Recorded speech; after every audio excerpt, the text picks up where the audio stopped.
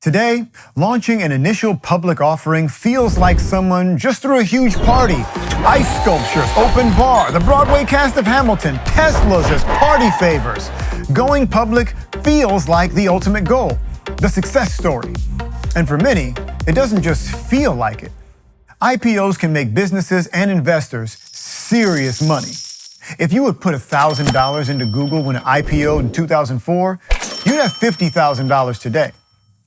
If you had dropped $1,000 into Amazon at its IPO price, you would now have close to $2 million. Holy shnikey. But behind every party is a lot of work.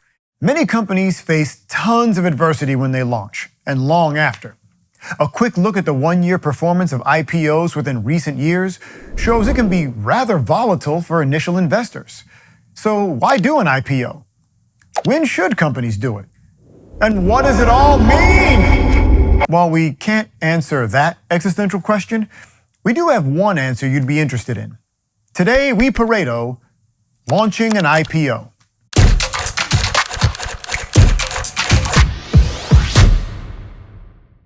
An initial public offering, or IPO, represents the first time a company offers shares in its business to the general public, that's you and me, as it transitions from a private company to going on the stock market so all can invest. This process is commonly known as going public. But why do it? Why not stay private? One, this is a major opportunity for the company to fundraise. Selling shares to the public gives a boost of capital a company needs to fund new growth initiatives and buy the management team gold bathtubs. Hopefully the former. Two, existing shareholders, aka the founders, investors, or employees, can sell the shares they've accumulated in the company for immediate profit. And three, improve the company's image. After going through the rigorous IPO process, there's an air of legitimacy and hopefully stability that a company has earned. This attracts top talent and even further investment. There's also a fourth reason. The U.S. Securities and Exchange Commission, the SEC, used to require companies with internal shareholders over 500 strong to go public for economic transparency reasons and to protect investors. Newer regulations have actually upped the number to 2,000. Why? Because the recent boom in tech companies made hitting 500 shareholders so easy, the laws had to be changed. Seems like Silicon Valley should take after San Fernando Valley and just chill out a little. Well, that's just like your opinion, man. Because there are also reasons not to rush in and go public. Your opinion, man. Once a company is public, it has to disclose its financials, liabilities, business operations, risks, etc., etc. In other words, a lot more work and expectations to meet. And missing expectations or erroneous reporting can have major consequences on a company's valuation. Plus, the investors. Handing over some control of a company to the public can have its ups and its downs. How much control are you willing to give up for a long-term benefit? Ultimately, launching an IPO is like fermenting your own hot sauce. Nothing is going to happen quickly, easily, or cheaply in this process, but the heat can be sweet in the end. You just have to stick it out. Oh, no, I'm not trying any hot sauces today. There's no milk in the break room. An initial public offering requires a company that's proven itself as a commodity, that's attractive to invest in, and with the sign-off and blessing of the SEC. But with all that in mind, there's still money to be made and a party to get thrown. So, first things first, you have to get your company shares ready for a sale. Yeah! Similar to how a company raises institutional capital when it's private, your company needs to be able to pitch itself as a viable investment. This time, however, it also includes SEC regulatory compliances, meaning your company can't be a sham operation with fishy books. The actual IPO process typically lasts only 6 to 9 months and necessitates a team of bankers, lawyers, and accountants to be hired to manage everything. But your company should be viable from the start with sound investments, practices, and development so that 12 to 18 months out from the IPO, you should be ready and stay ready. Let's take this step by step. 12 months out. You hire your IPO dream team with matching jerseys, starting with your underwriter. This is typically an investment bank that has experience taking companies public and knows how to navigate the complexities of the IPO process. Their goal is to get your story straight and take you on the road show, essentially a tour of potential investors, and prepare all your docs for the regulators to look at later. Plus, they'll advise you on what price your IPO should launch at and which exchange, NYSE or NASDAQ, to list on. 6 months out.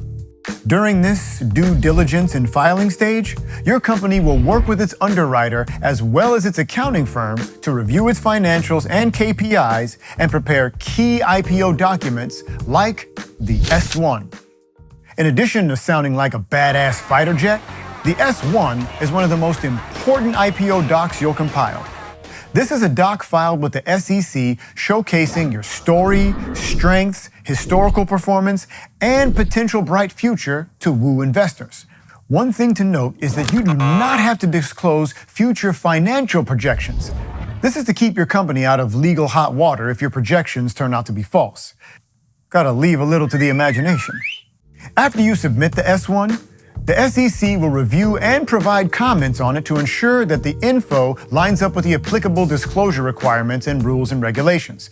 It's super important that everything is accurate here, or else you could be, completely rejected by potential investors, have top talent leave you, and be sued for securities fraud. That's just like your opinion, man. 20 days out.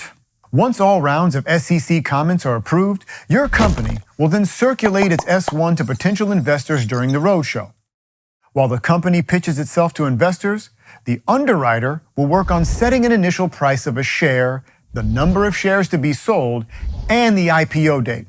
This is typically referred to as the book-building process. After the roadshow is complete, potential investors, typically large institutional ones, submit bids on the number of shares they want to buy.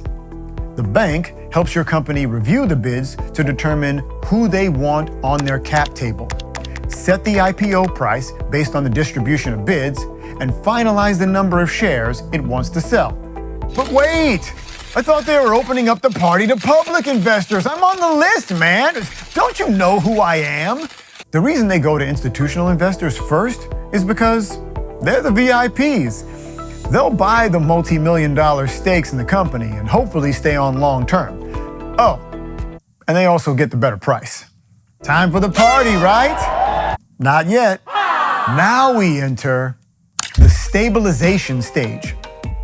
During this stage, the underwriter may offer one of two things. One, a firm commitment. This guarantees the IPO price by purchasing your company's entire offering at an agreed-upon price, then selling all the stock publicly itself. Or two, a best efforts agreement, in which the underwriter sells the initial shares, but does not provide any financial guarantees on what shares should be sold at after that. After this, it's finally time for Offering Day! Pop the champagne! Hopefully. As you could probably tell by now, pricing is extremely important for an IPO. Ideally, a company prices its IPO toward the market demand so there are no wild swings in price after an IPO. If the price swings upward, commonly referred to as an IPO pop, it usually means the company left money on the table, aka it failed to secure the bag. So now you know IPO. Hopefully things went well for your company because you, my friend, just went public! Congrats! But did you know there are alternatives to IPOs? In our next breakdown, we're looking at all your options. Subscribe to Pareto Labs for more and let us know in the comments what business topic you want to see us cover.